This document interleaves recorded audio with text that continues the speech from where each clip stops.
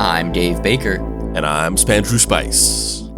Welcome to Deep Cuts, the podcast where we pick a topic and walk you through the ins, the outs, and the nitty-gritty so you can appear like an interesting and idiosyncratic person at your next forced social function. Today's topic is... the Angulo brothers, aka the Wolfpack. Who are the Angulo brothers? They are 6 brothers who spent the first 18 years of their lives locked inside a New York City apartment by their paranoid father, never stepping foot out of their front door, never interacting with any human beings besides each other, and forced to occupy their monotonous days by watching an endless stream of movies. They became so obsessed with these movies that they started shooting meticulous shot-for-shot remakes of them inside their apartment using an old video camera. But would they ever escape the confines of that tiny apartment? And how do 6 young boys whose only experience with the outside world is from watching thousands of movies react when they're finally thrust into the real thing?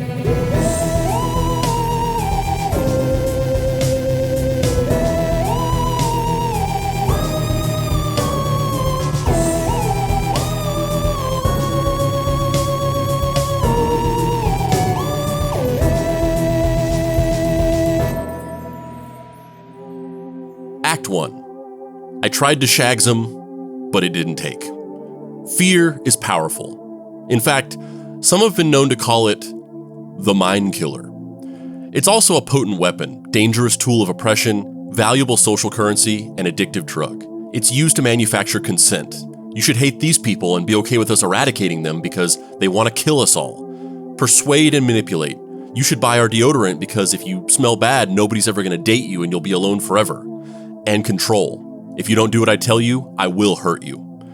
But it's also pure opiate to some people, a self-imposed prison, a spiraling obsession that will take your life and raise it from the plane of sanity.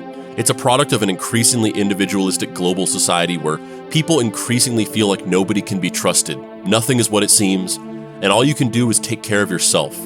Fear is what exists in the vacuum created by lack of community, a strong support system, or the warmth and love of another person. This type of repetitive thought pattern can destroy somebody. It's a slippery slope that can take you from, I think we should be a little careful because there are some dangerous things and people out there in the world, to, let's lock ourselves inside of a tiny apartment forever and never step foot outside again because the world and everything in it wants us dead. And that's a slippery slope that Oscar Angulo just straight up tumbled down face first. And in doing so, created a pit of fear that his entire family would have to spend the next 30 years digging themselves out of. Oscar Angulo and Suzanne Reisenbichler met on the Inca Trail during a backpacking trip to Machu Picchu in Peru in the late 1980s. Oscar was a Peruvian musician and devoted Hare Krishna, acting as a guide during the trip. Suzanne was a hippie from Michigan, visiting the country on her admittedly way too late in the game 1970s-style spiritual awakening. They fell in love, or at least maybe Suzanne, an idealistic flower child out of time, fell in love with the idea of Oscar as a vagabond, spiritualist musician outside of the confines of traditional society. They got married in Peru, lived on a Hare Krishna commune for a while, and then moved to the United States to live in West Virginia and start a family. In the early 1990s, not long after moving to West Virginia, the couple moved to California and then eventually New York City. But here's the thing. As Suzanne would start to realize, those same proclivities that made a man mysterious, eclectic, and alluring on the Inca Trail might externalize themselves in other, less favorable ways in a marriage. Oscar was a nonconformist, alright? He was nonconformist bordering on full-blown paranoid delusions. He believed that the secular world was a dangerous, unpredictable place, and that the powers that be controlled humanity through covert propaganda and social conditioning. The world was to be feared, and authority was to be challenged at all costs. The way Oscar chose to challenge the system? By not working. You can't be a cog in the machine if you just refuse to be in the machine entirely. And so they moved into an apartment in the Seward Park Extension housing project in the Lower East Side of Manhattan, where the cost of rent was capped at a flat rate of 30% of your gross income, which Oscar and Suzanne scraped together through welfare checks. And though this might not have been exactly what Suzanne signed up for when she fell for Oscar on the peak of Machu Picchu, it's exactly what Oscar wanted. All he cared about was music, his spiritual teachings, and absolving himself from the horrors of the modern world. He wanted to start his own colony of spiritually pure people, a new race of enlightened beings. But he needed people. Oscar became infatuated with the idea that his spiritual idol, the god Krishna, would have 10 children with each of his wives. And so Oscar decided that they would do just that. And Oscar and Suzanne set about literally creating bodies for this grand vision of an isolated colony. Throughout the 90s, the couple had 7 children. Sons Bhagavan, Narayana, Govinda, Mukunda, Krishna, Jagadesh, and their only daughter Vishnu. The reason why they weren't able to have the full 10 children that Oscar wanted, Suzanne's body literally couldn't handle having any more children and they had to stop for medical reasons. As the children began to get older, it became clear that Oscar wasn't just satisfied having his little colony of people molded in his image. He had to control every aspect of their lives. The kids, as well as Susan, weren't allowed to leave the confines of their apartment in the projects, except in rare situations. They were homeschooled, locked inside 24/7, and trained to not communicate with other people outside of the family unit. So we were kind of shut off. Always lived in this apartment in New York, Lower East Side, Manhattan. And we never really communicated with people. We were taught by our father not to talk to strangers, the whole thing. But it was farther than that. It was like, don't even look at people. We didn't make any friends. We were homeschooled. Also the fear that my parents had, because it's New York, anything can happen.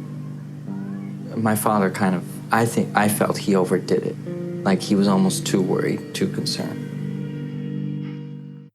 So, before we continue on with the story, Dave, I'm just curious, when did you first hear about the Wolfpack, or when did you first become familiar with this story? And also, without getting into just the nitty-gritty of this story that we're just kind of starting, what are your broad thoughts about what Oscar did with this family? The reasoning behind why he did this and the actual execution of it. What are your general thoughts about it? Other than the obvious of it's fucked up.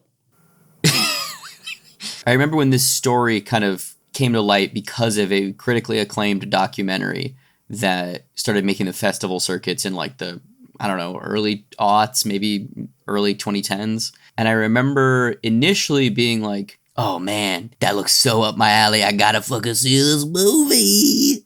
And then after seeing it, sitting in a state of existential dread, like a cartoon, your hair blown back, when a bomb goes off. It was that, except for my soul. I think the quickest and most direct way to discuss the Oscar paradigm with Suzanne and his children generally would somewhere kind of settle in that shit's fucked. Yeah, and we're going to get into this more later. We don't need to hash all of this out now, but the reason why I ask is because it's like the boiled frog paradigm. The idea that if you put a frog in a jar of water and then slowly raise the temperature, the frog will just boil it to death without realizing it. They'll just kind of drift off into oblivion. And I'm really fascinated with the boiled frog effect of the idea of wanting to protect your children and shelter them from the dangers of the world, and how that can snowball into a cult, basically. And like I said, we'll talk about this more, and it's not to say Oscar had good intentions and it just got out of hand. That's not what I'm saying at all. And I think we'll learn that that's just simply not the case. But I do think, just based on the thesis that I kind of started off with, there's this idea that I think a lot of people, especially parents, feel about wanting to protect their kids from the dangers that they know exist in the world, and sort of avoid the pitfalls that they experienced growing up. And I'm interested in that gray area between that and then it getting so out of hand that you have just turned into a tyrannical, controlling maniac. Moderation, man. Moderation is not terrible. Yeah, for sure. The kids have described their childhoods by saying that early on they were able to go outside every once in a while, especially in the summer, maybe 9 times a year. And then it was 2 times a year, and then once a year, until eventually it was none.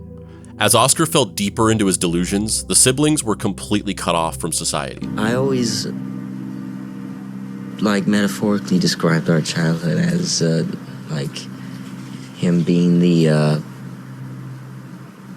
landowner and us, the people who work on the land. But if you want a more dramatic setting, we were in a prison. Yeah. And at night, our cells would lock up. He was the warden. You say so. Yeah. I mean, describing your childhood as a prison and your dad as a warden. It's pretty fucking bleak, man. I just want to hit this on the head because it's a foregone conclusion, and we still haven't even heard the worst of it. But it's a foregone conclusion that what was done to this family, the kids and the wife, is horrible. But the thing that I really want to hammer in on is like, this is a worst case scenario nightmare for somebody who just kind of wants to protect their family and maybe veers into certain controlling behaviors. Like the idea that you would lose the plot so thoroughly in your mission to protect the people that you love that they would end up describing you as a prison warden. That's the nightmare. That's the thing that you, as somebody who's in the role of protector or provider, or even just, somebody who has people that depend on you and that love you and that you want to protect in ways, even if you aren't like their parent figure or something like that. This is like the worst nightmare, that you would somehow get so turned around that you would end up causing this much psychic harm to somebody. Well, when we first started talking about doing this episode, that's something that first occurred to me is like, I obviously relate to the children in this story, not out of any real lived experience that's all that similar, but just because it becomes a metaphor, right? The system is oppressing you, your aspirations are holding you back, whatever. Like, we all can relate to the feeling of being trapped in something in whatever context. But when we first started talking about doing this episode, I was so curious to talk to you about like, if you related to what Oscar had done in any way. Obviously the man's mentally ill and you're not, but as a father, have you had similar impulses, Yeah, we definitely will explore that, but the short answer is absolutely. Once again, we'll kind of touch on this later, but it's so starkly different from like the story of the Shags. Exploring that story, I wasn't able to relate to Austin, whatever those people's last name was. I forget the last name of the Shags family. Austin Van Shag? Wiggin. Talking about the Shags, I was not able to relate to Austin Wiggin at all because his whole thing was like just this weird obsession with a prophecy and the idea that he felt like he had to do this to fulfill this prophecy. Like there wasn't really any kind of outward expression of I'm locking my children in their house and boarding up the windows and doors because I want to protect them. It was a solely selfish act. And there was no feeling of like relation to that at all. But going through this story, there is a level of relation to Oscar and what he did.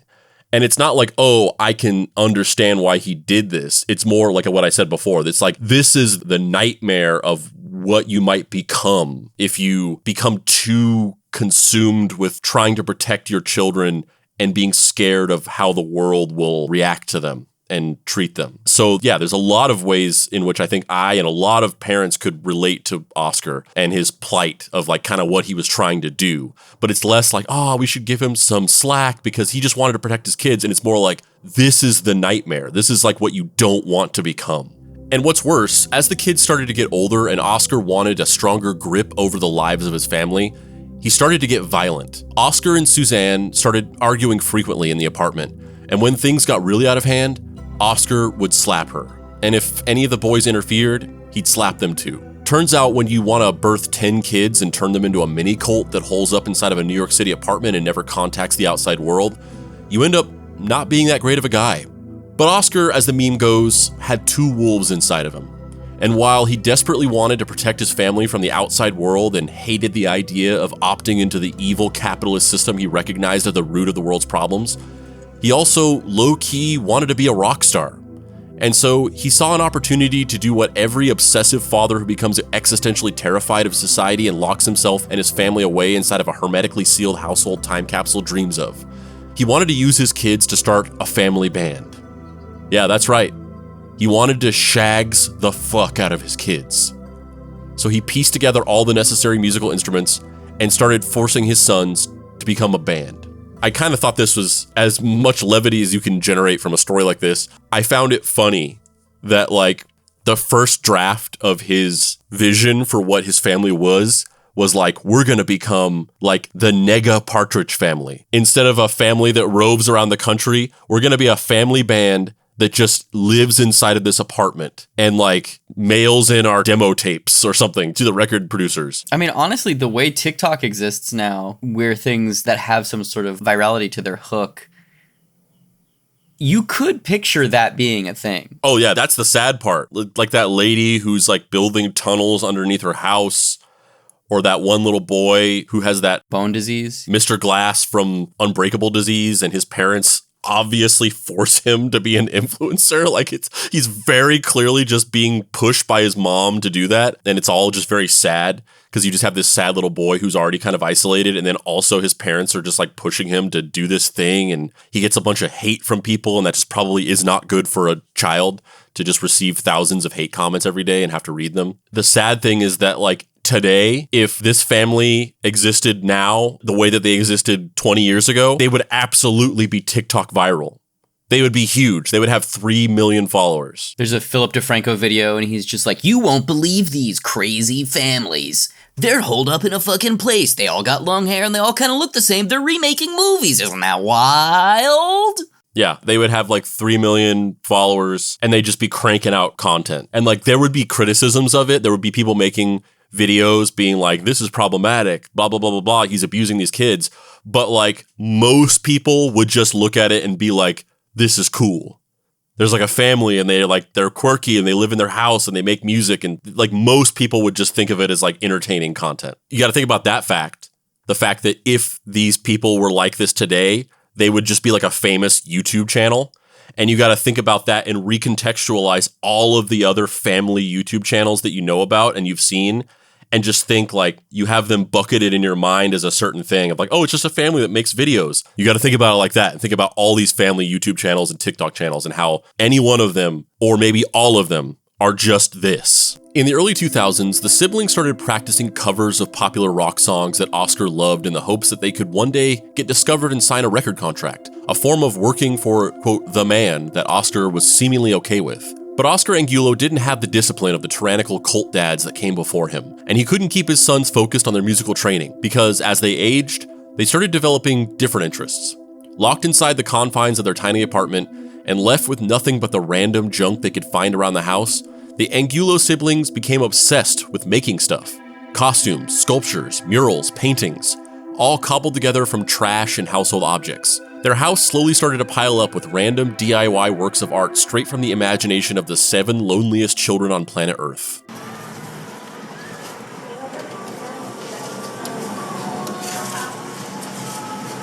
Hello.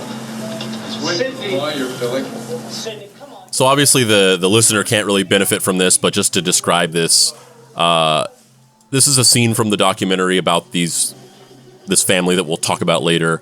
But it's on Halloween, and basically it's showing like their house and the way that they've just like completely decked out their entire apartment with all these like meticulously crafted homemade DIY Halloween decorations, and they're all wearing these like homemade Halloween costumes that they've created, and they're all like made of like duct tape and cardboard and paint, and it's just like this weird, like we'll talk about this more later, but the aesthetic can only be described as that movie from that Michel Gondry movie, Be Kind, Rewind.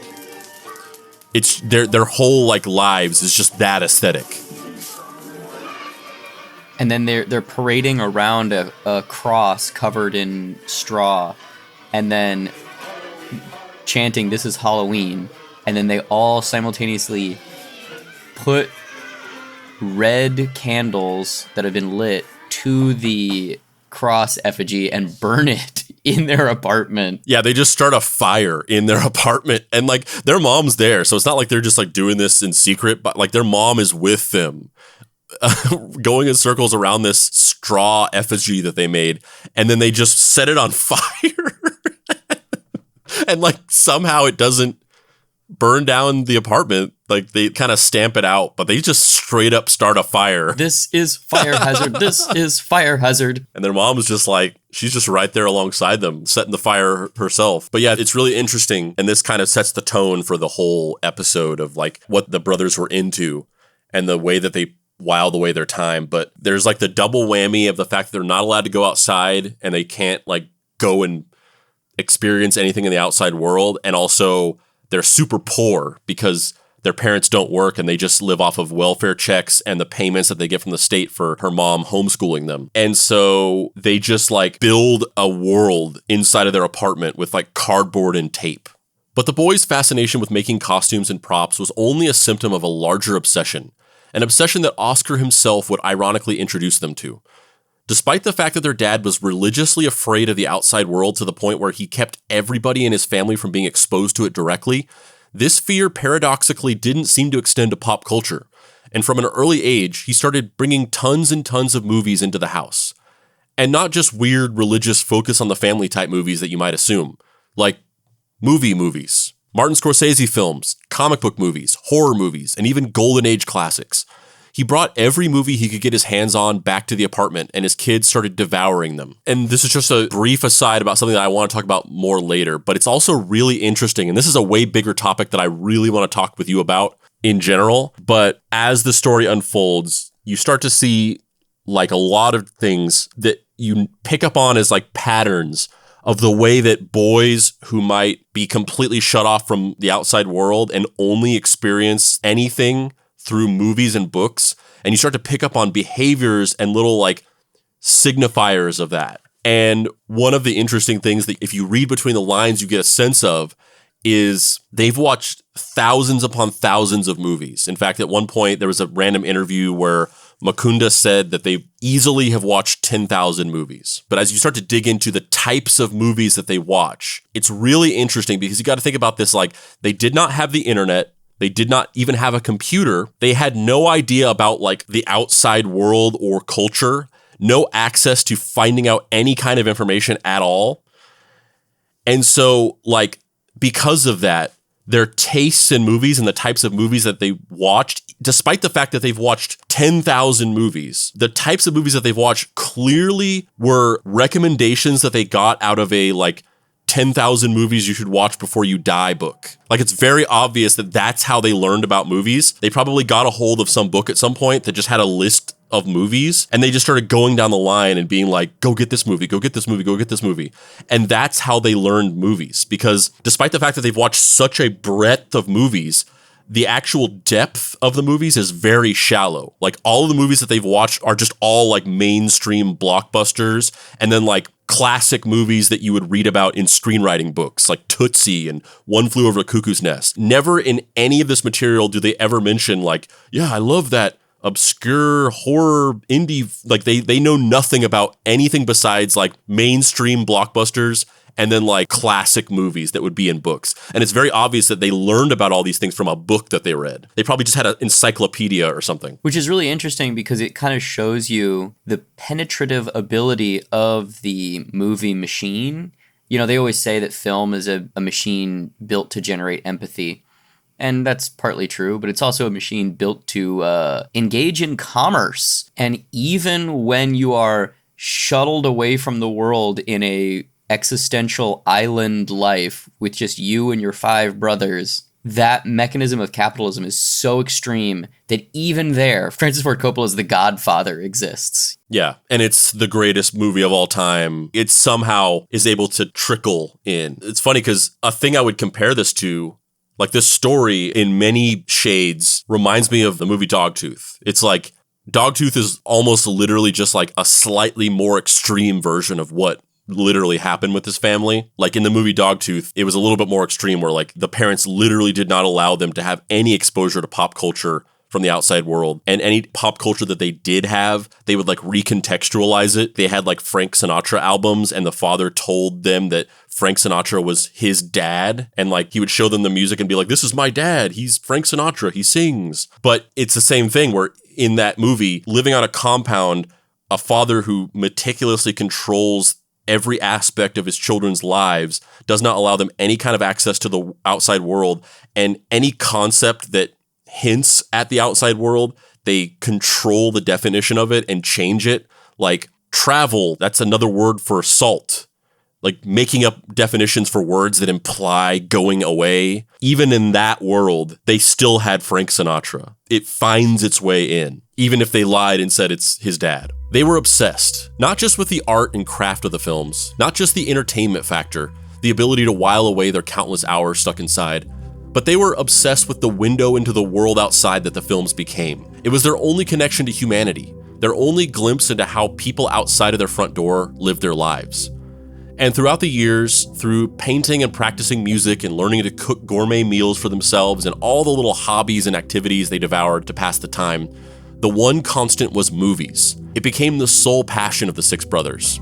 But it wasn't just watching the movies that they were obsessed with. Eventually, they became obsessed with living the movies, stepping into the literal footsteps of the characters inside the TV screen and living normal lives vicariously through them. Or at least what these six shut-ins thought was normal. And yeah, the other thing about this story is like, going back to the discussion of like, oh, do you relate to Oscar Angulo and like what he was doing as a parent? I think overall, this story, it serves as like the worst case scenario of a lot of relatable things. Because we talked about the parent perspective, and then you were talking about relating to the boys. And I think that a lot of kids growing up that may have felt isolated, that may have felt like they didn't have a lot of connection to their peers, couldn't make friends, had trouble expressing themselves. I think that a lot of those types of kids can relate to a much less extreme version of what's going on in this story, where it's like, yeah, I was an isolated kid and I did have trouble making friends. And ultimately I did end up kind of like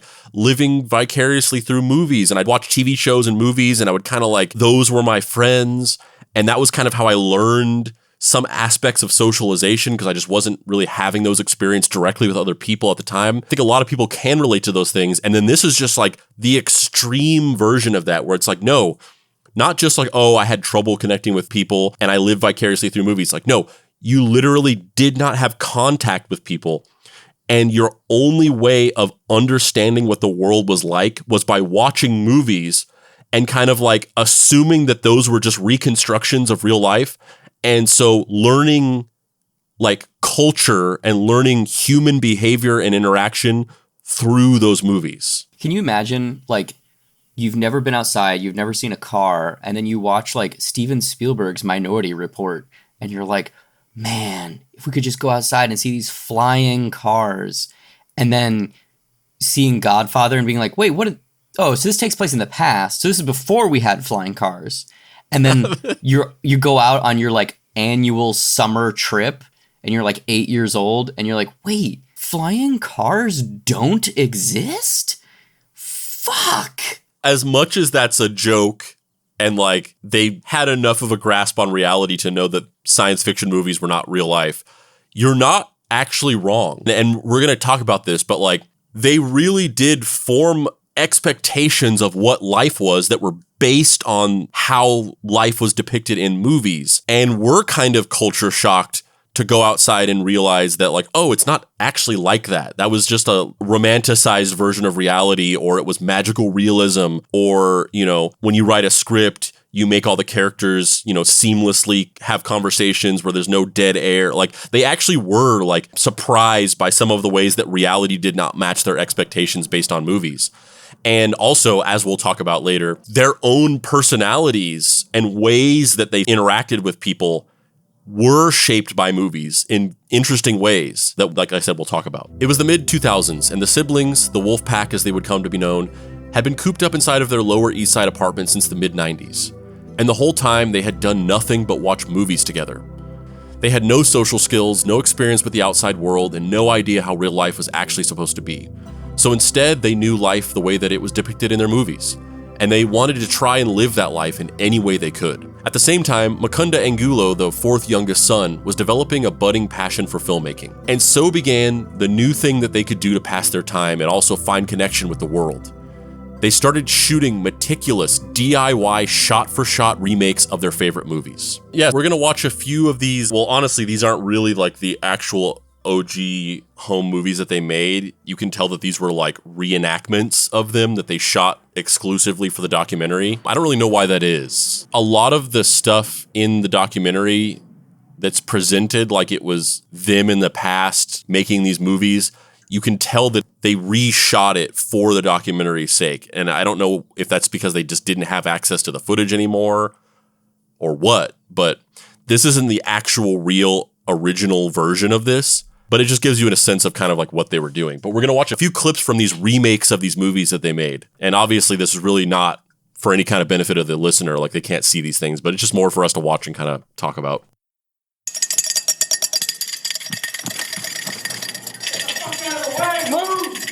Move, get the fuck out of the way.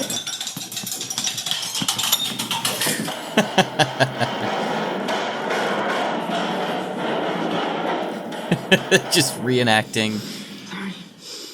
That's Reservoir Dogs. Reservoir Dogs. Will you please hold me?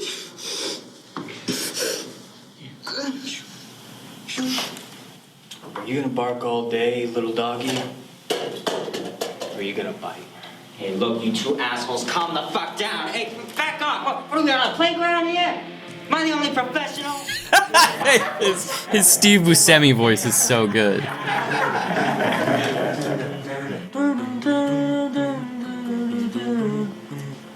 Reenacting the famous ear-cutting scene with Michael Madsen. I'm so scared in case I fall on my chair. And I'm down the stairs. God damn you, Joe. Don't make me do this. Larry, stop pointing that fucking gun at my dad!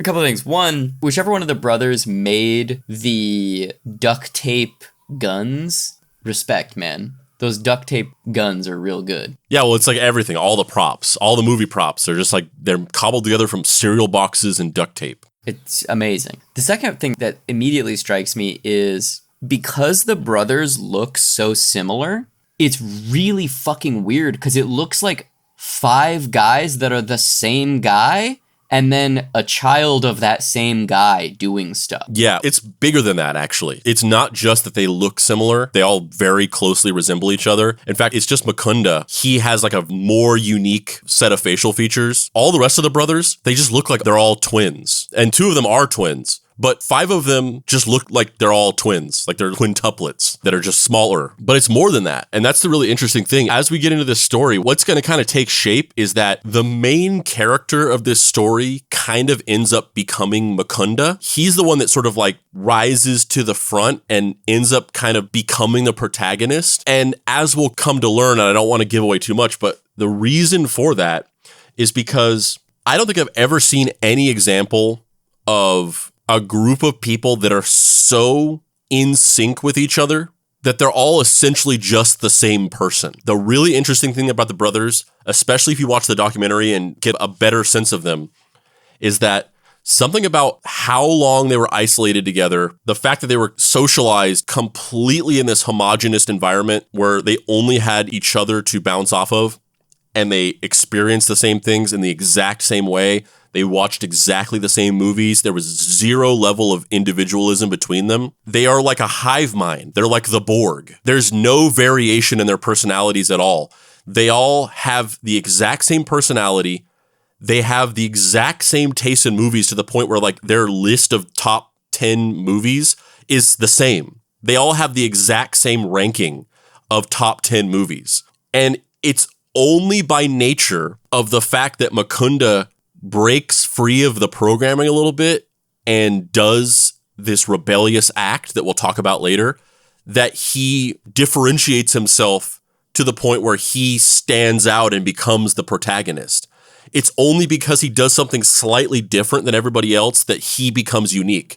The rest of them, they're just the same person. It's really weird and fascinating and kind of sad and really uncanny. They're just the same guy. There's 0 variation in personalities. And I mean, I'm sure now as they've gotten out into the world, but at the time of this, when they were freshly out of this period of isolation, they just are the same guy. They have all the same tastes. When they go out together, they all dress the same way. I've never seen anybody this in sync with each other ever in my life.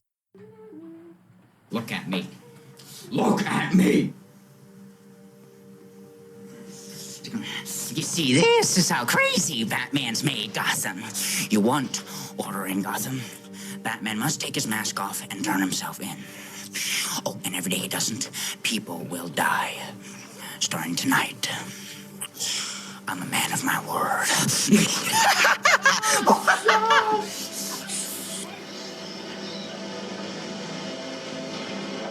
So that was obviously them recreating that scene from The Dark Knight whenever the Joker is like, they find that tape of him and he's got like a hostage and he's calling out the Batman, where Mukunda is playing Heath Ledger's Joker. And then I just want to watch this last one. This is from their remake of Pulp Fiction. You must be Jules, which would make you Vincent. I think fast, I talk fast, and I need you guys to act fast if you want to get out of this. So pretty please, with sugar on top. Clean the fucking car. Don't be looking at me like that, all right? I can feel your look.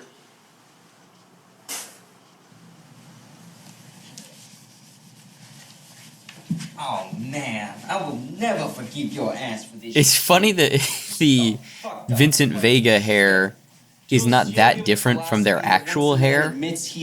So they just like tuck their ponytail in the back of the jacket. Motherfucker who said that shit never had to pick up 80 pieces of brain on account of your dumb ass. I got a threshold, Jules. I got a threshold for the abuse that I will take. I could blow. Oh, you ready to blow? Yeah, I'm ready to blow. Well, I'm a mushroom cloud laying motherfucker. Every time my fingers touch brain, I'm Superfly TNT. That's a pretty solid John Travolta impression. That was pretty good. I have two things to say and two things to ask you about. So the first thing is they show a selection of their remake of Pulp Fiction. And you've got one of the brothers playing Vincent Vega and one of the brothers playing Jules, and the guy who's playing Samuel L. Jackson's role, he's got like a weird, like, I don't know if it's like painted on or if it's like tape, but he's got like a beard and mustache and he's wearing like an afro wig that I don't know what it's made out of. And you heard the performance. So we just saw that little selection of it. In the full shot-for-shot remake, do you think 100% he's wearing blackface? 100%. Not just blackface, but do you think he was going for the hard R's? Oh, 100%. Hard R's, blackface, 100%. But the documentarians in this like staged one were like, guys, we got to keep you guys likable, so we're just not going to deal with that. There's a feature-length movie where that guy says the N-word like 100 times.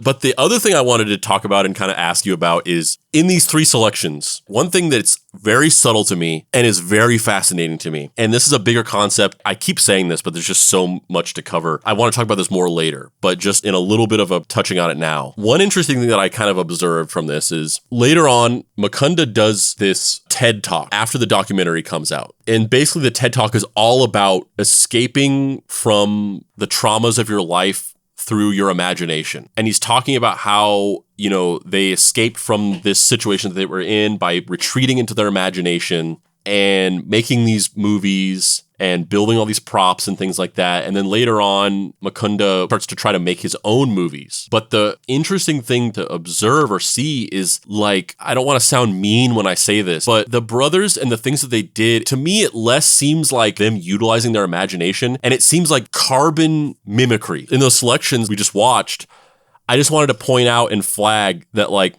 it's really interesting because, you know, whenever you, like, an actor wants to portray a role, they want to sort of like bring something of their own to it.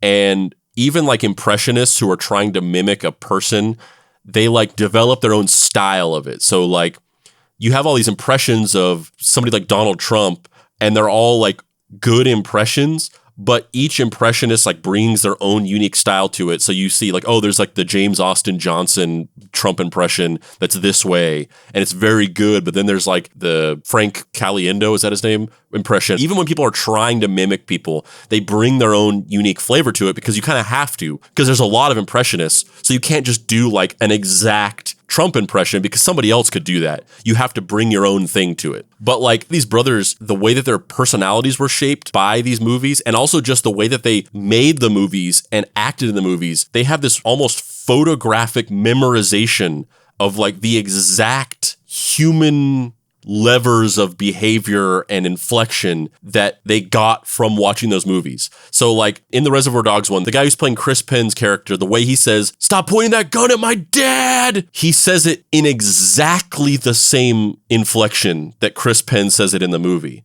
Like when you hear it, it reminds you of the literal line of dialogue from the film because he says it in the exact same way. And then in the Pulp Fiction remake, whenever the Vincent Vega character says, "Don't give me that look," or "I can feel your look," he turns around and he does like a motion like this and he goes, psh.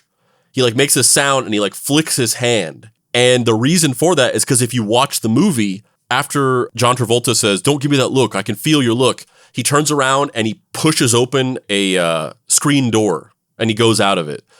And he like exactly mimicked that motion of opening the screen door and making the sound effect of the screen door opening, even though he was just miming it and there was no actual door there. So there's like this really interesting phenomenon happening where I'm noticing less like, oh, we're using our imaginations to create this world, and more like, let's just like exactly beat for beat, verbatim, mimic this as much as we possibly can. But don't you think it is just imagination in a different way? Because imagination, once you've lived a life, is like you're synthesizing multiple real life experiences that you've had or things that you've seen in the world and creating something that could have been or will be one day, or, a self-perpetuating or self-fulfilling engine of creativity, right? But because they literally don't have any experience to draw on, the act of imagination is, imagine if I was in an experience, but the only experience they have to draw on is the events of these films. Yeah, like imagination in a vacuum.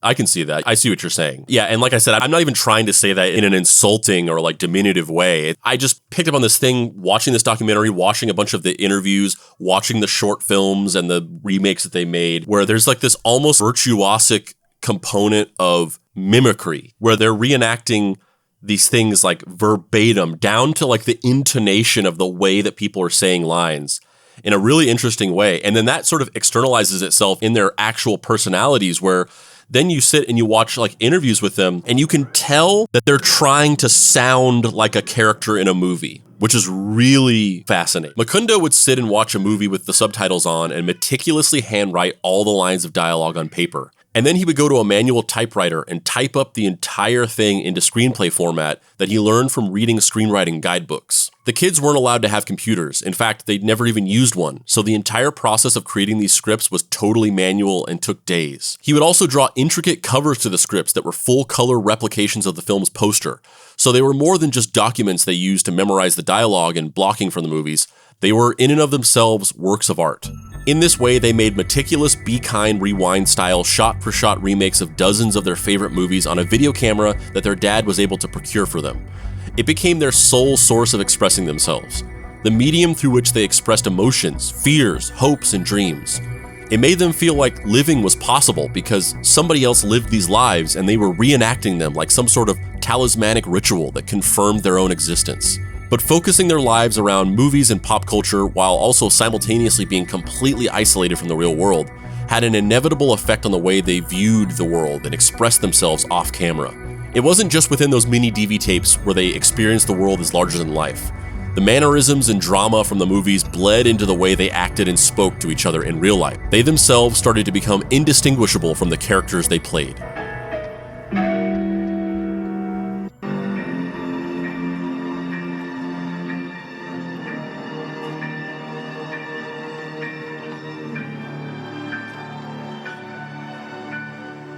If I didn't have movies, life would be pretty boring and there wouldn't be any point to go on, you see. So movies opened up another world. But I always thought I would be a lonely person, live in solitude. That was just my view. So, and it's shown a lot in movies too. The shy, lonely kid. That was my childhood. You have to see it in order to get the full effect, but even listening to it, you can kind of tell. But like, that was just an interview segment from the documentary, but you can tell that like the way that he is speaking is patterned after a monologue from a movie. Like a normal socialized person does not speak like that. And you can tell that his only frame of reference for how you talk about yourself is the way that a character in a movie monologues. And he's mimicking that in just this interview piece that he's doing where he's talking about his life. Yeah, when he says like, I always thought I'd be a lonely person living in solitude. That to me feels like a line from like Donnie Darko or something, you know what I mean? It feels like Catcher in the Rye, like, I'm just a misunderstood guy and I'm out here doing this shit. Yeah, 100%. And The Lord of the Rings, who doesn't like The Lord of the Rings? So I put it forward. What we have here is a variety of different ones. See, we have Citizen Kane and Casablanca, which most people consider to be the greatest movies ever made. Most people consider Citizen Kane #1 all the time. We have a collection of horror films like Manhunter, The Hills Have Eyes, Blue Velvet. So I wanted to show that part because it goes back to two things I was saying. So the first thing is just, him listing off those movies. Like, once again, the movies that he's listing off, you can tell that they are all from like a book about like the greatest movies of all time, right? Every movie choice they talk about is just clearly from a book that they've got. And the other thing is, he says that thing where he says, most people think that Citizen Kane is the greatest movie of all time. And I found that so fascinating because it's almost like watching an alien who's like come to Earth and they've learned about human culture by just like putting a TV screen and like downloading, all of history's media. And then that's how they learn about the history of Earth. It's just by watching every movie and reading every book and listening to every album. And then that's how they interpret the world. Because to say that, like, most people do not think that Citizen Kane is the best movie of all time. Specifically, Citizen Kane is ranked as the #1 movie of all time on a lot of like academic lists about movies. For the longest time, it was the #1 movie of all time ranked by the AFI list. I think it's been replaced by Vertigo at this point. But for a long time, it was Citizen Kane. And a lot of film academics consider it the best movie of all time. Most people do not think that Citizen Kane is the greatest film of all time. Most people don't even know what the fuck Citizen Kane is. And it's really interesting for him to say most people think that because it shows that he has not learned that information from interacting with the world. He learned it from a book that he read. It's still a mystery as to why Oscar Angulo wanted so desperately to keep his children away from the corruption of the secular world and yet had no problem with them learning about it through movies. Probably because he didn't actually give a shit about any of that secular world bullshit and was just a paranoid, controlling asshole. Either way, he couldn't have expected that introducing them to movies, which in turn stoked larger-than-life personalities and aspirations in them, would lead to his stranglehold over their lives beginning to crumble. But in 2010, at the age of 15, Mukunda decided that enough was enough and he would venture out into the world by himself for the first time in years.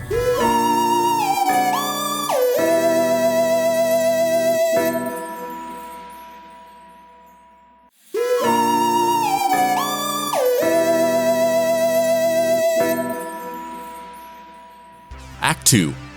That lady sure does love her some fields.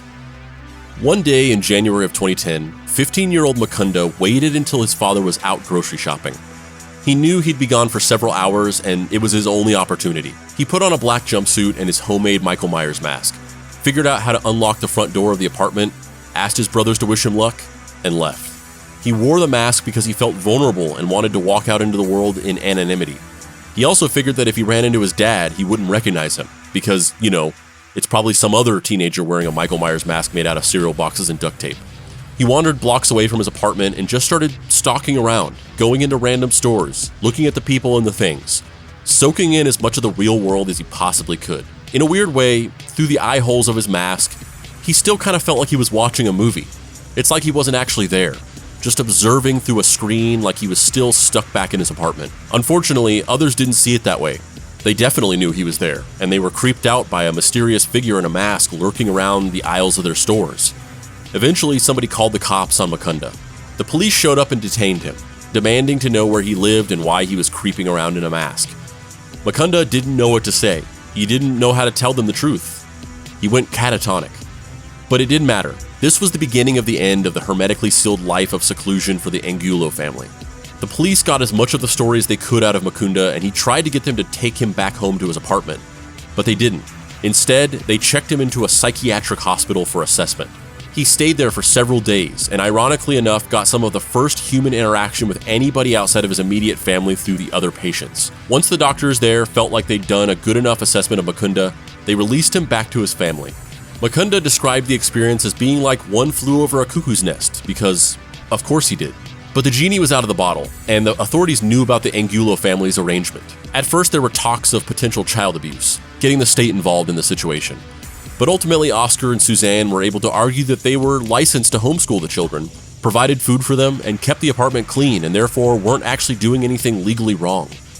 However, things were going to have to change. They couldn't continue keeping them locked inside 24 hours a day. The state mandated that the children would all need to get into therapy. But it wasn't just the state getting involved that ushered in change. Something about going out that day changed Mukunda. He'd had enough of listening to his dad and doing what he was told. Daddy was frightened of what I just did because no one had ever done that. That was the day I kind of tore off the soldier necklace and threw it and walked away. Since that day, I said I refuse to talk to you. I refuse to take your orders. We're no longer father and son anymore.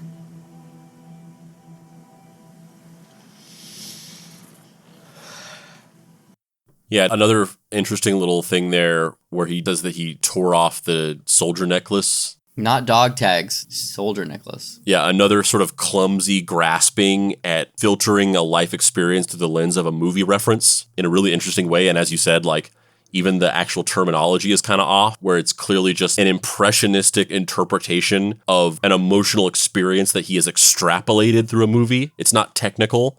It's not it's like that scene in a movie where the soldier tears off his dog tags and throws them at his sergeant. It's a more impressionistic, emotional version of a movie reference. But also, once again, it's interesting the parallels between this and that movie Dogtooth, where it was the oldest daughter, but in the same way, the daughter finally sort of hits a wall with this seclusion and the isolation and the oppression, and she escapes. Spoiler alert for that movie, but it's interesting that Mukunda almost parallels that, even though he's not the oldest, but he parallels that journey of his having enough with the situation, and his bravery sort of creates this awakening for everybody. It's this reverberation of an awakening for his entire family. It wasn't all good for the Wolfpack, though. They were struggling with the state-mandated therapy sessions, not feeling comfortable sharing their feelings so openly with other people. And what's worse, the state also wanted them to be enrolled in public school, which none of them wanted to do, much preferring their mom's homeschooling. Speaking of their mother, how did Suzanne feel about all this? Most of the information about the story that exists seems to really gloss over her perspective, instead mostly focusing on the kids and their domineering father. In the documentary about the Angulo family, which we've been hearing clips from and we'll discuss later on in the story, she tends to hang in the background, mostly silent. There aren't any extensive interviews with her in the same way that there are with the boys. You get the sense from watching her in the margins of the story that she's a woman whose life has passed her by. Someone who had big hopes and dreams in her youth that were just kind of wrenched out of her hands while she stood by and let it happen. Somebody who, rather than being forced to live a life she never wanted, was just too polite to ever say no. And while I'd love to delve deeper into her part of the story here because I find it very fascinating, tragic, and worth exploring, our episode will also spend very little time on Suzanne, quite frankly because there's just barely any information about her. The most developed impression we get of how she feels about everything is a handful of quotes from the documentary and various news articles where she seems uniquely obsessed with the fantasy of her kids getting to play in fields. For some reason, she's just really into the idea of specifically fields. Back to Mongolia. Says it'll cut 5 hours out of the trip for everybody that's phone in.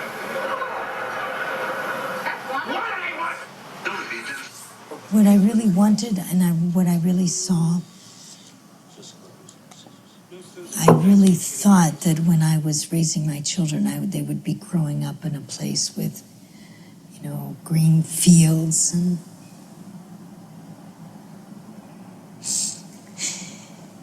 but they didn't have that, and I feel because I had that. And I wanted that for them. To be able to go out and roam the forest, that was important to me. And, just to go out and play in a field or have some fields that were close or, how you see in movies, kids go running through the neighbor's meadow, to get to the forest that they built some tree house in or something like that.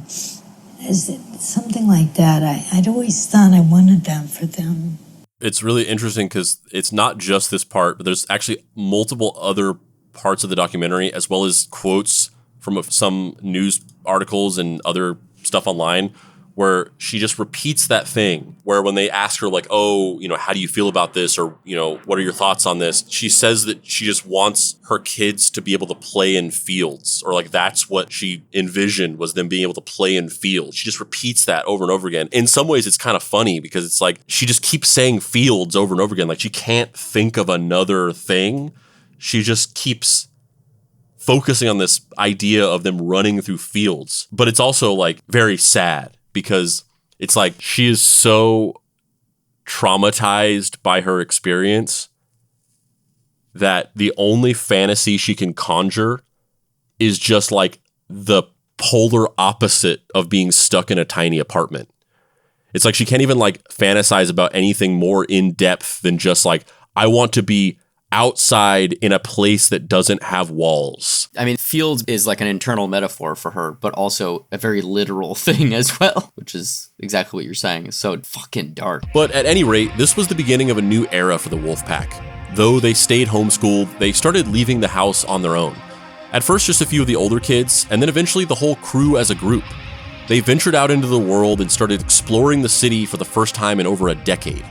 And seemingly feeling like his grand vision for a new colony of perfect children of God had been corrupted by the incident with Mukunda, Oscar didn't try to stop them. He just retreated from the family, no longer forcing them to stay inside, no longer exacting his strict rule of law on them. He resigned himself to his room with an endless stream of television while his family started carving out their own independence. And this is also a really unique part of this story that isn't like the movie Dogtooth, or isn't really like any cult story I've heard. And it's not like the Shags. In the Shags, there was this period of life where they were confined inside and forced to make this music by their dad. And then ultimately what ended up stopping that or bringing that to a close is that he died. He had a heart attack and died. And that ended the era of them being locked inside of their house. But even later on in life, even recently, they still have this reverence for their dad. Even as adults, even as people in their late 50s, and even though their dad has been dead for decades, they still think of him as like in charge. And they still have this like, oh, like my dad wouldn't like that kind of attitude in interviews and things. And usually that's, how it happens. Like a cult falls whenever the cult leader fucking dies, or everybody dies, or there's some kind of like toppling of the power dynamic in that way, like a violent toppling of the power dynamic. In this situation, I don't think I've ever seen anything like this before, but basically one of these brothers, Mukunda, he gets pushed too far and he works up to bravery to just basically say no for the first time. And he just defies the rules that have been set in place by Oscar for 15 years, 16 years. And then Oscar is basically just like, oh, fuck.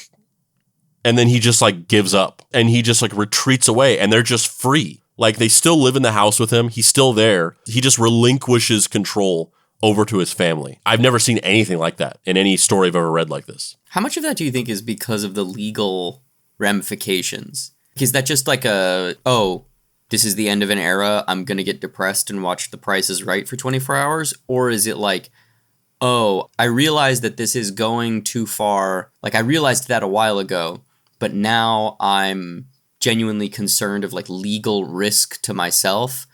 And now that my children are in like court mandated therapy or whatever, he's like worried about it. And that's why he retreats, because he's just like, I'm not going to jail for this bullshit. Yeah, I definitely think that that's like a large component of it, especially because like when you, once again, we'll cover this later, but whenever they finally start to like talk to Oscar in the documentary, which they don't do for the whole thing until the last like 10 minutes, I think rightfully so. He's like totally trying to hand wave it. He's just like, I didn't mean to do anything. Like, I don't know.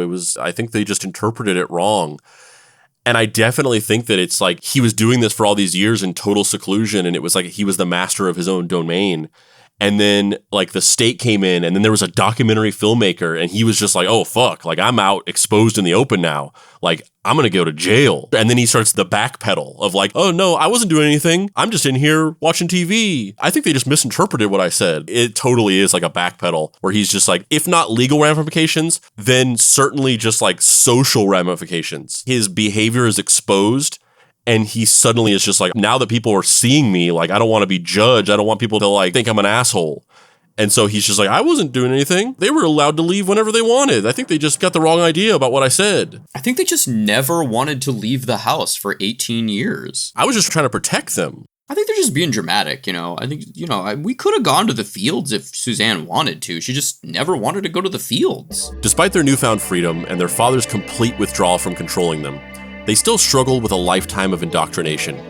They could intellectually recognize that their father had filled their heads with a bunch of paranoid nonsense about how scary and unsafe the world outside was, but they were still emotionally arrested by the ideas. Whenever exploring the streets of New York City, the brothers would often be scared of getting mugged. They didn't want to ride the subway because of what they perceived as a criminal element that hung out on the train. They felt paranoid about people following them, and they were petrified of talking to anybody. The excursions out onto the streets of the city were as much exposure therapy and an exercise in overcoming their deeply ingrained prejudices about the outside world as they were fun adventures. And it turned out that maybe in some ways, Oscar might have had a point, because it doesn't seem like the state employees that asserted themselves into the lives of the Angulo family exactly had their best interests at heart. One day, out of the blue, the family were all sitting in their apartment, minding their own business, when their front door was kicked open and a full-blown SWAT team stormed in, pointing assault rifles at them. The entire family, including all the children, were handcuffed and held against the wall as the SWAT team searched their house. It turned out that somebody who at some point had entered their apartment, likely one of the state employees involved in assessing the safety of the household, had spotted some of the boys' handmade cardboard prop guns, mistaken them for real ones, and alerted the authorities. The Angulo family were being searched for illegal firearms. The SWAT team tore the apartment apart and collected all of their dozens of fake cardboard guns. Eventually, they determined that there were no actual weapons in the house, and the whole thing had been a false alarm. They apologized to the family and left. An incident, unfortunately, only reinforcing Oscar's teachings that strangers weren't to be trusted.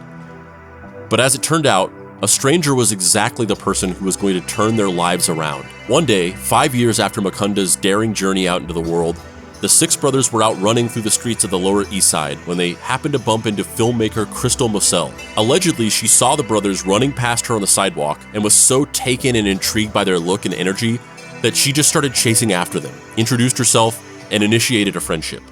Spots them and does a double take. I was just like walking down the street, and all of a sudden there was six of them, and I ran after them. There was like nothing I could have done. The brothers who consider movies their religion ask Crystal what she does for a living. The first person they meet, and she is a movie maker. It feels like fate. We shared the same passion. It immediately made a connection from there. They arrange to meet, and soon the brothers invite her for dinner at their apartment. Crystal has no idea she is the first outsider ever allowed into the apartment. You're actually our first guest to be invited over. Really? Yeah. Ever? Yeah. Never invited anybody over before. Why not? Because we didn't have friends. He had revealed to me that I was one of their first friends, and that was a huge, like, what? You didn't know that. I was your first friend? Crystal only gradually learns about the confines of the boys' childhood. She starts documenting as they experience life on the outside for the first time. So this is actually a part of the story that I kind of don't buy. So according to Crystal, the director of the Wolfpack documentary that sort of just brought this story to the world, she was just walking outside and the brothers just like ran by her and she just like started running after them. And then they just like started talking and they became friends. And then they like invited her back to their house. And at this point, she knows nothing about them other than she just was, for whatever reason, intrigued by them. And she goes back to their house, and over the course of like a couple visits to their house, slowly starts to learn about the reality of the situation. This idea that they had been locked inside of their house for like 18 years and had only recently been allowed to go outside. And then as she's hanging out with him and learning this, she starts to piece together the idea of like, I should start filming this stuff. We should make a movie about this. And I kind of don't buy that. I kind of don't believe that she was just outside and saw a bunch of boys running by and then just chased them and then just happened to like strike gold. And this group of kids that she just for some reason started chasing happened to have one of the most fascinating stories of all time. I think that this is like a little bit of kayfabe that was crafted jointly by the brothers and her, where like, I don't know how they met. Maybe they posted on social media about like their story and she saw it and got in contact with them, or like they went to some kind of like Q&A for indie filmmakers and she was there and they approached her and talked about it. And whatever reason, the way that they met was like not super romantic. It was just kind of like, oh, I just saw them posting on Craigslist, something like that. And it just like wasn't particularly interesting. And so they like made up a more romantic origin story. I kind of don't believe that she just was like, something about my filmmaking instincts tells me to chase those boys. I don't actually have an idea of what it was, but that origin just doesn't seem plausible. It just doesn't seem real, especially in a world where they're like, we don't know anyone. Sure, of course, we're going to get up the gumption to invite this attractive blonde woman back to our house. That's definitely something I would do as someone who has never like spoken at length with another human not related to me by blood. Yeah, I don't buy it. I don't buy it. Is it for sale? Because I'm not buying it. Would you not buy that for $1? After visiting their apartment several times, literally the first person besides their immediate family who'd ever stepped foot inside the front door, she slowly started to learn about their life, their backstory, and the unique situation they'd lived in for the last 15 years. Massell started bringing her camera, conducting interviews with the family, and slowly shaping a documentary about the lives of the boys, who she ended up dubbing the Wolfpack. Through Massell's documenting of the lives of the family post 20 plus years of seclusion, she was able to capture the individual awakenings of each of the siblings, the fallout of their relationship with their father, and everybody slowly starting to create a life outside of the walls of their apartment. The documentary, titled The Wolfpack, premiered at the 2015 Sundance Film Festival and got wider distribution later that year. It received audience and critical acclaim, but more importantly, introduced the Angulo family to the world, which in their case was much more significant than just attaining 15 minutes of fame. With the premiere of the documentary, the brothers and Suzanne were able to travel across the United States and even some countries abroad, attending various screenings of the film, conducting Q&As, meeting other filmmakers as well as fans, and just generally stepping out into the world with a bang. This was like taking the training wheels off a kid's bike and then just immediately pushing them down the Grand Canyon. They went from living most of their lives inside of a small apartment with nobody to talk to but each other, to going on a full-on national press tour and meeting and speaking to thousands of people before they even got into a normal school. More importantly though, the film gave the family the confidence and also financial freedom to start building their lives even further. Without being locked up and subject to Oscar's strict rules, Suzanne was able to reach out and talk to people. She contacted her mom for the first time in 26 years and reconnected with her entire family.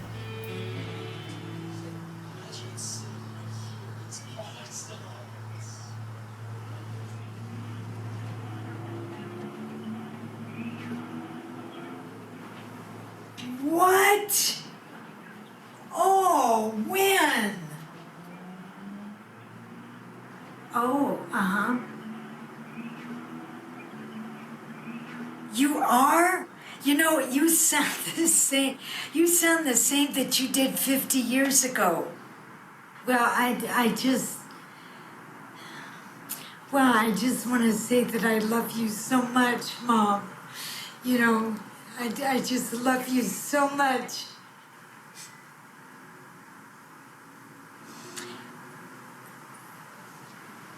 But I just want to say that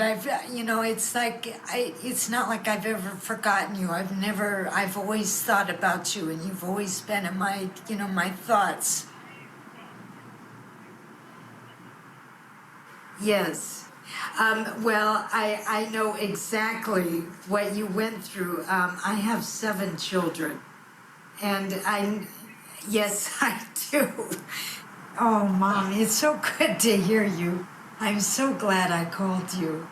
Yeah, sure. All right. All right. I love you, Mom. Thank you. All right. Bye-bye. Yes! Yes, yes, yes! The pan over to that mildly annoyed cat. Yeah, it's like, shut the fuck up. You've never been this excited ever. What's gotten into you? Is it perhaps that you've just been freed from slavery? Watching Suzanne is so sad. She's like very clearly just a devastated human being. And it's even more sad because she has this particular, like, I'm low-key married to a maniac type personality where she just like won't be honest about her feelings on anything. So when she's interviewed, everything's very surface level. She's kind of going with the party line. She's saying things in like very charitable towards Oscar, saying things as if she agrees with the way that their lives are. But you can just see that it's a mask and she's just broken. Imagine you have to call your mom, who you haven't spoken to in 26 years. And like, number one, just like hold your breath and hope that like she's hopefully alive because she's 88 years old. And then you have to tell your own mother that you have 7 children.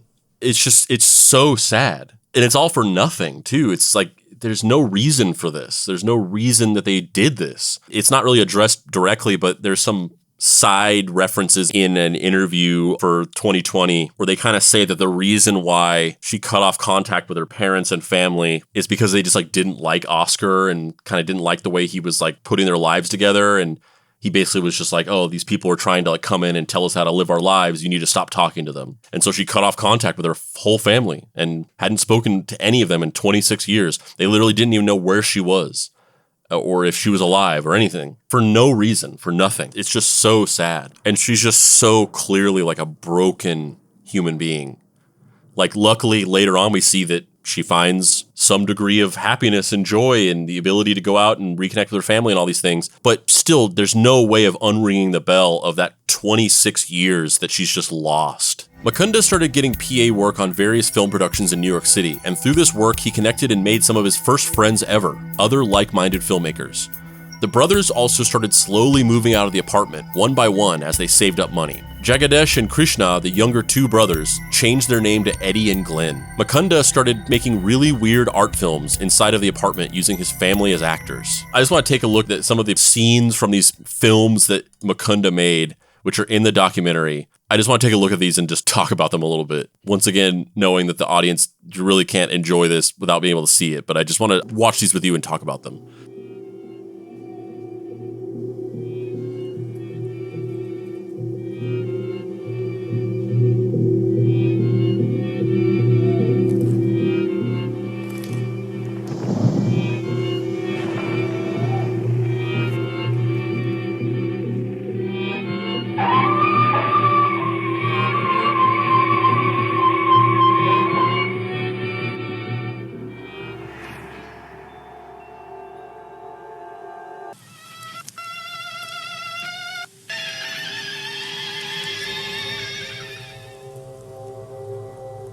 Spander, did you know that these are metaphors?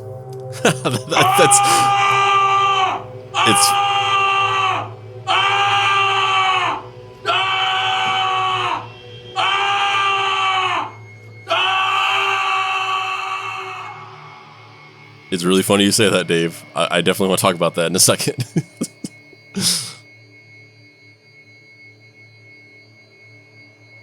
It's funny that you say that, Dave, because that's exactly what I was going to say. This is like Salvador Dali level of one-to-one metaphor parody. Just to describe this to the listener, it's like a short film. There's like a big cardboard window, which is clearly meant to simultaneously represent the world outside and then also like a TV screen. And Mukunda is like sitting watching this window, and behind it, it's like lit and has like a red backdrop. And then there's like a little platform thing that he built. It's like a rolling platform. And so like people keep getting rolled into the frame of this window for him to watch. And each person is like a member of his family. And they're just like these really over the top, on the nose metaphors about like what those people represent. So at one point, there's like a brother who's got like war paint on, like Braveheart war paint, and he starts like yelling. And it's like, oh, because he has all this anger towards this situation. And then he's got his father in it. Oscar is in the movie. And he's painted blue, or maybe it was purple. I don't know. I'm colorblind, but one of those. And he's got like a big eye on his head. And then he's got these two gloves. And then the gloves have eyes on them. And it's like, oh, because he's always watching us. And the whole thing, there's a cardboard frame. So you're watching Mukunda look through a windowsill at these various characters that come and go, which is a metaphor because he's trapped inside the house and he's looking through the window into an outside world that he doesn't quite understand because it's a metaphor. Yes. And then like his sister rolls by, and, you know, the sister isn't talked about very much in this because she actually has like a neurological disease. And from what I can tell from the materials, like number one, they just didn't really want to involve her in anything. And also like she's just doesn't have the ability to like verbally communicate. So in the dynamic of their family, she's considered this like innocent. And so she just has this giant cardboard smile because she's like the happiness and the light of their family.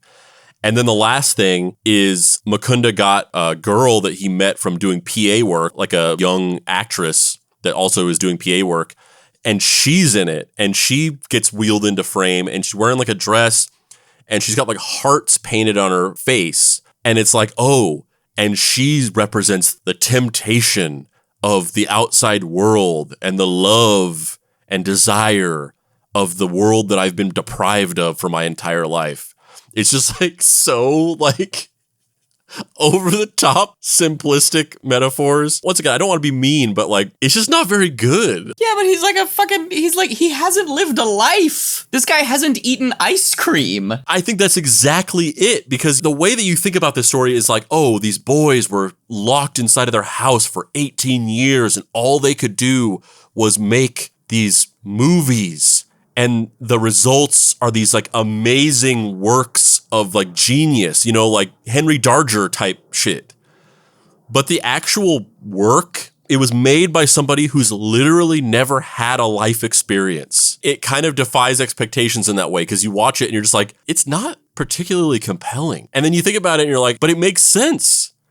Because these people have never lived. They've been inside of a vacuum of just their own selves. You know why that this is like weird theater of the mind, Salvador Dali metaphor, right?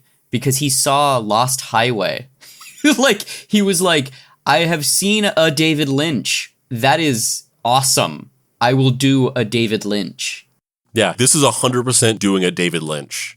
That's like 100% what this is. They talk about watching Blue Velvet in here. I'm sure they watched Lost Highway. It's 100% a David Lynch. And Suzanne finally realized her dream of seeing her kids be in a field.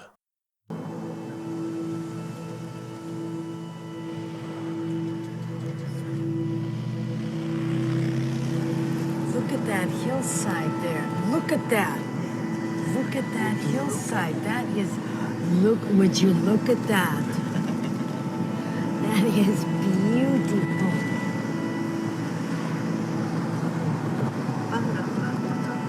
Oh, look at that. Oh, jeez. Look at those big pumpkins. So basically it's a scene from the documentary, but they take like an excursion out to like a farm. Like a pumpkin farm. Bicycle, tricycle, automobile, Mercedes, mother, and a Ferris wheel. And they're just playing in fields. They're running around in fields, and Suzanne couldn't be happier. I gotta quit smoking.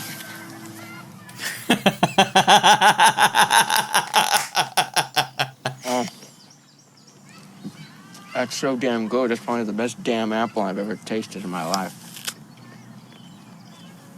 Yeah, running by and say, I gotta quit smoking. That's so damn good. It's probably the best damn app. It's like, it's all just like, this is the way that they say things in movies. Mm-hmm. In fact, Suzanne developed a whole different life, no longer stuck inside the apartment, waiting hand and foot on her husband and 7 children. The documentary dedicates almost no time to hearing Oscar's perspective. For most of the film's runtime, he's never seen or heard from. He's shown in old home movie footage, but you never hear his voice, and for all the present-day footage, he exists as a looming, paranoid presence, always in some other room with the door locked, hiding, seemingly scared of being seen, in fear of Crystal and her camera infecting him with the disease of outside somehow. The camera doesn't allow him to get a say as the brothers tell their story. It isn't until near the very end of the movie that we finally sit down and hear him talk, and he's disturbingly nonchalant about the torture, pain, and confinement he put his family through. When asked if he felt bad about what he did to his family, Oscar says that he never meant to hurt anyone. He just didn't want them to be hurt by the outside world and maybe took it too far. But regardless of what remorse for his actions Oscar may or may not feel, it's too late for most of the Wolfpack. Only Govinda still speaks to him, saying that he feels like he needs to forgive his father in order to move on. The rest of the brothers, even the ones who still live in the same apartment with him, refuse to speak to him at all. Their relationship is irreparably damaged, and many of them say that he is dead to them. In fact, in 2016, on the heels of the documentary's premiere, Mukunda did a TEDx talk all about how he overcame his father's oppressive rule through the power of imagination. True. My life could have gone in many different directions. I could have been mad, I could have been angry, bitter, or messed up from my childhood experience. But my imagination sets me free from that. It helps me see hope, endless opportunities. It sets me free from self-doubt and from judging others. Before I walked out that front door, my imagination was the only place where I felt I was free. Now I'm out in the world doing all of these things I've always dreamed of doing, and it's better than anything I could have imagined. Imagination isn't just a fairy tale or fantasy. It's you. It's who you are. It's the power within you. Don't ever let anyone take that away from you. Also in 2016, following the documentary's premiere and the subsequent splash of fame the brothers received, 2020 did a feature on their story. The piece essentially rehashes the story from the documentary, but with a few added details and a few surprises in store. For instance, the production set up for them to have dinner with Robert De Niro. Old dirty Bobby D? Bobby D is on the scene. On the menu, a surprise introduction to a man who was their lifeline in those dark days locked in their apartment. Hey guys, I need all your attention for 1 second. I have somebody I want you to meet. Wolfpack, meet Robert De Niro. Their reaction, Oscar-worthy displays of shock. Robert. Mr. Robert De Niro, it's an honor to meet you. Robert. Mukunda. They're tongue-tied, starstruck. Naranya. We were just talking about you in high school. And after they sit to break the ice, Naranya asks the question Crystal taught them to use when they first started talking to strangers. What are some of your favorite movies? I like, Lawrence of Arabia, On the Waterfront. What's the one with Montgomery Clifton, Elizabeth Taylor? Place in the Sun. Place in the Sun. Wow. You've seen more movies than I have, I'm sure. Just days before meeting Robert De Niro, the boys had actually filmed a tribute to him. It's not just like meeting like your favorite actor in the context of like a normal person. It's like they're literally meeting like a god. It's like if Tony Stark was a real guy and then you just met him. I mean, honestly, I would freak the fuck out if somebody brought Robert De Niro in. That's not true. I probably wouldn't freak out, but I would be very surprised if it was like, J.V. Bakes, here's Bobby D. I would be very fucking surprised. One day I'm going to do that to you, but then it's going to turn into a Chris Hansen encounter where Bobby D is going to be like, what are you doing here, Dave Baker? No, it's Dave, I got you a present. I want you to meet Robert De Niro. And then it's just a Robert De Niro impersonator, but I can't tell the difference. So I'm just like, oh my gosh. Man, I love having a friend who has facial blindness. It's so easy to shop for them. You can just spend $25 on Cameo and change their life. I would be so suspect of that. Like my initial shock would give way to like, what's the prank? Where's this what's the bad part of this? Is this Robert De Niro here to tell me that my mother's passed away or something? Like, what's going on? What is this? Like, I can't ever accept that something just good would happen. You've been served. You're being audited by IRS. Exactly. You've been served divorce papers. I'm not married. That's what you thought. I'm not married. Not anymore. And finally, most importantly, they pay to fly Suzanne and her 7 children out to Michigan to reunite with her family for the first time in 26 years. The brothers all moved out and started real lives. Govinda started working as a director of photography on indie film in the New York area. Mukunda kept PAing, which he continues to do to this day, though he doesn't seem to have worked on any of his own films since the 2 he made in 2015. Narayana became an environmental activist. Jagadesh/Eddie and Krishna/Glenn both started pursuing music. Bhagavan became a yoga instructor and hip-hop dance teacher. Vishnu, their sister, who actually has a rare genetic disorder, seems to still live full-time with her parents. And despite everything, Oscar and Suzanne are still married. Though, as she describes it, their relationship has turned a complete 180 since the days when she wasn't allowed to leave her own house. That's also another thing that I've never seen in a situation like this. Like everything that you've just heard, listener at home, Davey Bakes, everything that you just heard, all that story, all the trauma, all the pain, Oscar and Suzanne are still married, and they still just are a married couple and live together. How much of that is like, we're people of a certain age, and whether this is true or not, we feel that our chance at meeting someone has gone by. That's definitely a component of it. I mean, it's not just even that, it's just like, it's that, but also like, quite frankly, the effects of what has happened to Suzanne, at least from my perspective, are identical to the effects of somebody being indoctrinated and brainwashed by a cult. So it's not just like, oh, my life has passed me by, I'm no longer viable as a partner and I'm not going to be able to find love. But it's also like, to a certain degree, she still just thinks of him as like this fucking leader of her life that has guided her for the last 35 years or whatever. It's powerfully sad how this type of modern fear, which is essentially just scary fan fiction you create in your own mind, can utterly destroy your life, reverberate out and destroy the lives of those around you while it's at it. So many years wasted, a whole lifetime of experiences that Suzanne and her children still never get to know, all caused by one man's bad feeling. And the thing is, I can relate. There's a lot of fear in me. I think it's in a lot of people to varying degrees, but I'm certainly no stranger to it. Fear of uncertainty, fear of the unknown, of danger, of the chaotic variables of the world. It especially becomes pure and uncut when you have kids. You don't want them to get crushed by life the way that you feel like you have in certain ways. You want to protect them from hatred, pain, and all the negative experiences you went through. You know what's in store for them out there, and you just simply want to prevent it from happening like a time traveler who has knowledge of an impending disaster. You know how it all plays out. You see the bad path, to borrow a line from the movie Looper. And you know that it can all be avoided if you just keep them here. Nothing can happen to them here. But despite that, you ultimately know that life doesn't live here. It lives out there. And if you're smart enough, if you care enough, you know that you must let go. Despite every neuron in your body firing off, screaming at you to keep them protected under the umbrella of your best intentions, you know you have to defy that programming and let them go. And it crushes you. But it's the right thing.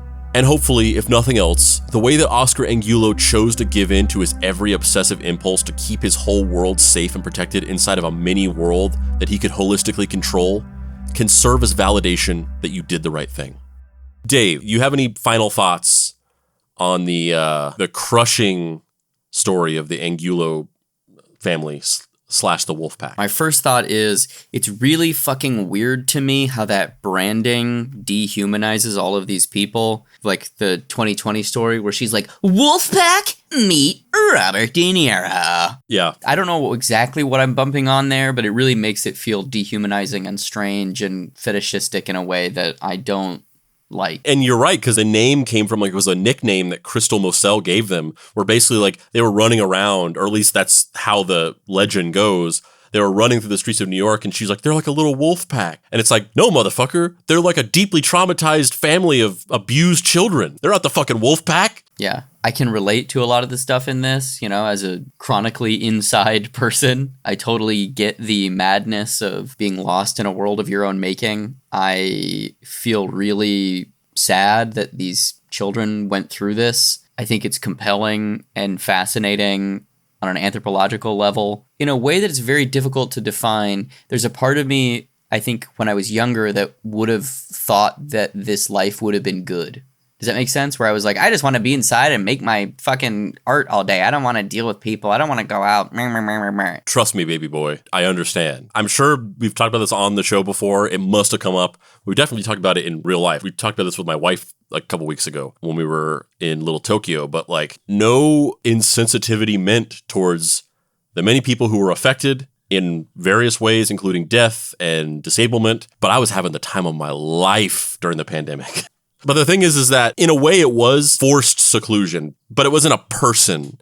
It wasn't like a person telling you can't leave. It doesn't feel good to not be able to leave because of a force of nature, but you can almost resign yourself to that. You're like, well, what are you going to do? The dynamic shifts when it's a person saying you cannot leave out of this house, you know? Yeah, 100%. I don't fully mean that in the way that I think it might come across, but I relate to the monastic, habitual, interior life. Not even just in the literal sense of the word, but I mean in the like, as somebody who, you know, is interested in strange esoteric things that not a lot of people want to talk about. So you end up just kind of living in your own head, perennially going down, you know, YouTube and Wikipedia wormholes. And it's a miracle I'm not radicalized at this point. Like I should be the one who breaks the podcast up because I'm like, no, you don't understand.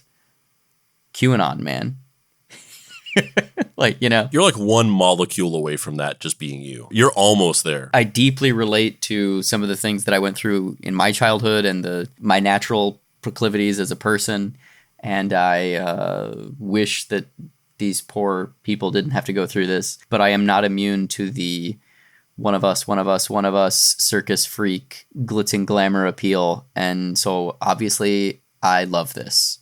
I'm so fucking into this. What are your final thoughts? Similar to the thoughts on the Shags, the fact that this was a family that was deeply traumatized and abused by a tyrannical force is almost kind of glossed over a little bit in favor of this, like, isn't it crazy that they made remakes of movies and they just love movies and like that's all they talk about in a weird kind of like fetishistic way that you were saying. Like the documentary does not shy away from the realities of it. Like it's not that. It's not like completely glossing over it and only focusing on like the quirkiness of it. It does grapple with that stuff for sure. But it doesn't grapple with it as much as you would expect it to or want it to. And then certainly like the coverage of it outside of the documentary, the news stories, the 2020, it's all just like these wacky brothers that made guns with cardboard and made movies. And nobody's like, no, these people were being psychically brutalized for like 20 years. This is a person who should like go to jail, I think. Like nobody talks about it in those ways. And it really speaks to what we talked about earlier, the packaging and framing of something that can just completely sell it as a whole different thing. The fact that if the Angulo family existed now and they were in the place that they were 20 years ago now, they would probably be a TikTok channel with 5 million followers. And there would be people saying this is weird and, I'm going to make a stitch and talk about how they're being exploited. But like most people would just think of them as like the kooky family who like makes weird things from their house and never leaves or whatever. And the way that it's been addressed in the news is a similar thing where it's all packaged as like the weirdness of the brothers and the way that they grew up. And it's like, no, this should be discussed as like this horrific psychological tragedy that should be avoided at all costs. And also like, I think this guy is a criminal, but it's not. And like I said before, it's the worst case scenario nightmare of somebody who wants to protect their family. And it's the cautionary tale of like, don't allow yourself to go down this path of obsession to the point where you want to protect people so much that you end up being the arbiter of pain. On that note, I'm Dave Baker. And I'm Spandrew Spice. This has been Deep Cuts. If you'd like to find me on the internet, you can do so at heydavebaker.com. On the socials, xDaveBakerX. Please go purchase my book, Mary Tyler Moorhawk. I think it's cool. Maybe you will too. Spandrew, where can people find you on the internet? MTMH. Oh shit! Look at that book. Fresh copy right here of this. I'm sampling the supply. We aren't just making this up. It's a real book. I'm holding it right now. There's proof. If you want to get our dear beloved Papa Pricey's book that he made before his untimely bisecting, you can go to dapricewrites.com and get Deadbolt A Private Eye, a comic about a robot detective solving crimes in the future. You can follow us on social media by going to Facebook and searching Deep Cuts Podcast. You can join the Deep Cuts Podcast Facebook group where we talk about the show and make memes. You can join our Discord server, bit.ly.com/deepcutsdiscord, where we talk about the show, make memes, and play games and other cool stuff. We're coming up on an episode coming up soon. We're going to be doing another round of listing off names of people who have been participating in the counting game, because I think they're up to like 1,100 now. So we've got a big list of Discord members that we're going to shout out on the show for getting us to over 1,000 in the counting game. And if you want to know what that means, join the Discord server. You can follow us on Instagram at Deep Cuts Pod. You can follow us on TikTok at Mystery Treehouse. You can follow me on TikTok at Dead Boy Detective, where I make little videos about interesting topics and facts and trivia and other stuff. And you can come live in the Mystery Treehouse, and we'll never let you leave.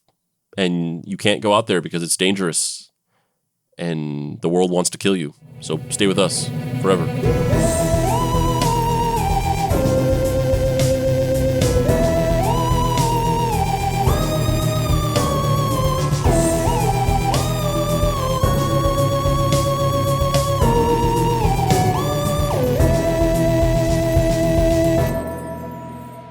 Deep Cuts is a production by Boy Genius Media. If you'd like to find this show and others like it, please visit boygeniusmedia.com or deepcutspod.com. If you want to join in on post-episode discussions, please join the Deep Cuts Podcast Facebook group. Finally, subscribe to our YouTube channel for additional video content. The incidental music for this episode was created by D. Catalano, whose music can be found at wekeepoddhours.bandcamp.com.